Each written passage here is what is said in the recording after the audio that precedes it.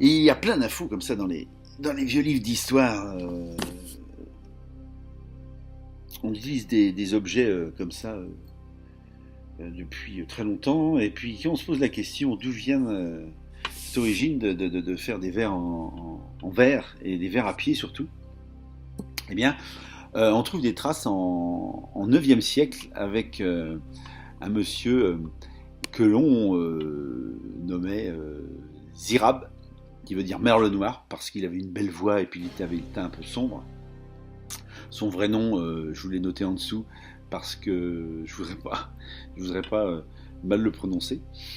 Et c'était un designer afro-arabo-andalou, si on peut dire, qui, avec un CV assez impressionnant, il était poète, conteur, astronome, géographe. Il était d'abord musicien quand même. Il a créé le premier conservatoire en Europe.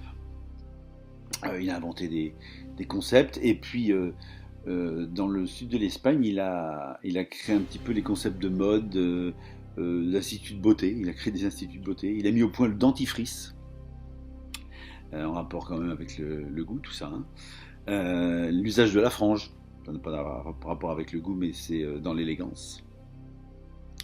Et il a créé l'ordonnance des repas, qui veut que, avant, à l'époque, il n'y avait pas vraiment d'entrée, plat, dessert. Et là, lui, il a un petit peu créé cet ordre-là. Et il a remplacé donc le gobelet en argent ou en or par un verre en verre et à pied. En verre pour mettre en valeur vraiment la couleur du vin. Et puis ça s'est développé vraiment, il a fallu attendre 4 siècles quoi, pour que ça arrive jusqu'à Venise, notamment avec l'île de Murano, célèbre pour ses verres.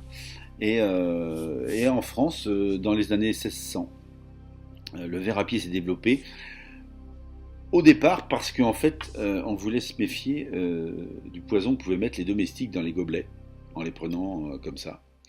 En les obligeant à porter les verres en les tenant par le pied, il y avait moins de risques d'empoisonnement. Et puis après, il y a eu